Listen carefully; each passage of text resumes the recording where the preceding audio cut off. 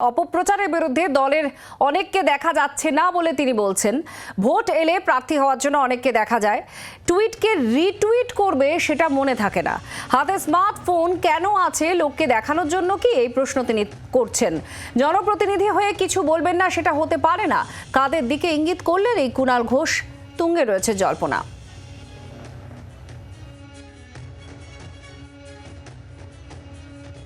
পদে যাওয়ার জন্য দেখা যায়, কোন ভোট এলে যতজনকে টিকিটের জন্য দেখা যায়, তারা মমতা ব্যানার্জি আর অভিষেক ব্যানার্জির টুইটটাকে রিটুইট করার প্রয়োজন বলে মনে করছে না।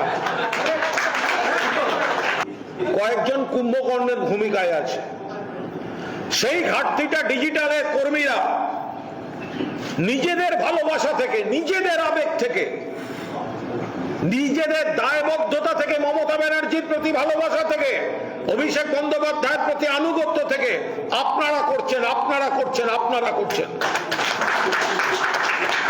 দল দিলে তারপর প্রোগ্রাম করতে হবে কেন? কমিটি করার সময়, কমিটিতে নাম ঢোকাবার সময় খেয়াল থাকে না?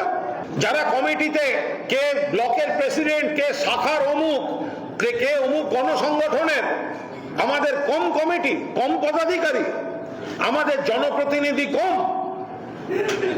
প্রত্যেকটা অপপ্রচারের কাউন্টার কেন পোস্ট হবে না? সকলের হাতে তো, অধিকাংশের হাতে তো দামি স্মার্টফোন আছে। স্মার্টফোনটা কি লোককে দেখাবার জন্য? সেটা কি দলের বক্তব্য তুলে ধরার জন্য নয়? আপনারা শুনলেন কুণাল ঘোষ, তৃণমূল কংগ্রেস নেতার বক্তব্য, এবং তিনি দলেরই একাংশের বিরুদ্ধে কথা বলছেন যে কেন চুপ করে আছেন। এমনকি যখন টিকিটের জন্য তারা হাপিত্তেশ করে বসে থাকেন, বারবার নানান কথাবার্তা বলেন বা দলের কাছে আসেন, তারা এখন কেন নিশ্চুপ হয়ে আছেন? তৃণমূল নেত্রী বা অভিষেক বন্দ্যোপাধ্যায়ের টুইট পর্যন্ত তারা রিটুইট করেন না, এ কথা বলছেন কুণাল ঘোষ। শ্রমিক ভট্টাচার্য বিজেপি রাজ্য মুখপাত্র, তিনি এই মুহূর্তে আমাদের সঙ্গে রয়েছেন। শ্রমিকদা, কি বলবেন? কুণাল ঘোষ দলের একাংশের বিরুদ্ধে বলছেন আপনারা চুপ করে কেন আছেন। তৃণমূল নেত্রী বা অভিষেক বন্দ্যোপাধ্যায়ের যে বক্তব্য সেটাও আপনারা রিটুইটও করেন না, আপনার কি মনে হয় তার নিশানায় কে বা কারা? দেখুন, কুণাল ঘোষের প্রতি কৃতজ্ঞতা জানাচ্ছি এবং একই সঙ্গে তাকে অভিনন্দন জানাচ্ছি। তৃণমূল কংগ্রেস আদপে যে রাজনৈতিক দল নয়, আজকে তার এই মন্তব্য, তার এই উক্তি সেটা প্রমাণ করে দিল। একটা রাজনৈতিক দলের কর্মী যখন বিপরীত পরিস্থিতি তাদের সামনে তৈরি হয়, তারা রাজনৈতিক ভাবে তাদের মোকাবেলা করেন। কিন্তু দলের এমন পর্যায়ে পৌঁছে গেছে যাকে তৃণমূল কংগ্রেসের কর্মীরা বুঝতে পেরেছেন আর কিছু করার নেই। আপনি যদি 14 তারিখ রাত্রির ঘটনা দেখেন, বহু তৃণমূল কংগ্রেসের কর্মীরা মঞ্চ বেঁধেছিলেন যে তারা যেভাবে মধ্যরাতে স্বাধীনতা পালন করেন, কিন্তু তারা করতে পারেননি। 2-4 জন যারা অবশিষ্ট ছিলেন, চেষ্টা করেছিলেন পতাকা তোলার, তারাও দেখেছিলেন জনপ্লাবন সবকিছুকে ভাসিয়ে নিয়ে চলে গেছে। এই মুহূর্তে পশ্চিমবঙ্গের আবেগ, পশ্চিমবঙ্গের সমাজ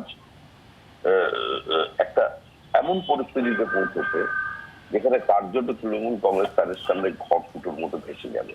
ফলে রিটুইট করা কিংবা এই আন্দোলনের কাউন্টার ন্যারেটিভ তৈরি করা, এই আন্দোলনে যাদের বিরুদ্ধে আন্দোলন, যে প্রক্রিয়া, যে ব্যবস্থা, সরকার পরিচালনা পদ্ধতি, সেখান থেকে ঘুরে দাঁড়ানোর মতো কোন রাজনৈতিক পরিভাষা তাদের জানা নেই। না, আপনি বলছেন যে চাপে আছে তৃণমূল কংগ্রেস, সেই জন্য এই মন্তব্য?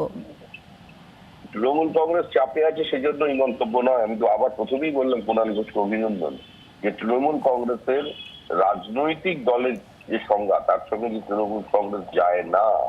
তৃণমূল কংগ্রেসের প্রকৃত রাজনৈতিক সংস্কৃতিটা কি সেটা আজকে কুণাল ঘোষ জানিয়ে দিয়েছেন। কুণাল ঘোষ সবসময় অ্যাক্টিভ থাকেন, একদম সকাল থেকে টুইটার হ্যান্ডেল করে নেন, তারপরে দুপুর, তারপরে সন্ধ্যা, সবসময় কুণাল ঘোষ অ্যাক্টিভ এবং বিপরীত পরিস্থিতিতে তিনি দলের জন্য চেষ্টা করেন, এটা কেউ অস্বীকার করতে পারবে না। বিরোধী অবস্থান থেকেও একজন রাজনৈতিক কর্মী হিসেবে আমি এটা স্বীকার করি। চূড়ান্ত বিপরীত অবস্থা থেকেও কুণাল ঘোষ দলকে একটা নিজের ন্যারেটিভ তৈরি করবার চেষ্টা করেন, দলকে ডিফেন্ড করার চেষ্টা করেন। কিন্তু আসলে দলটা কি, যেটা সম্পূর্ণই ক্ষমতা সর্বস্ব, ক্ষমতা কেন্দ্রিক, ক্ষমতা থেকে তৃণমূলকে বিচ্ছিন্ন করা যায় না। তো সেই কথাটাই তিনি আজকে অত্যন্ত স্বচ্ছতার সঙ্গে এবং মেরুদণ্ড সোজা রেখে দৃঢ়তার সঙ্গে আজকে তিনি প্রকাশ করলেন। আবার অভিনন্দন জানাচ্ছি তাকে। ধন্যবাদ। শ্রমিক ভট্টাচার্য, তার বক্তব্য আপনারা শুনলেন, এবং কুণাল ঘোষের এই মন্তব্য, আর সেই মন্তব্য নিয়েই প্রতিক্রিয়া বিজেপি রাজ্য মুখপাত্রের। বাংলার আওয়াজ, বাঙালির আবেগ, জি 24 ঘন্টা।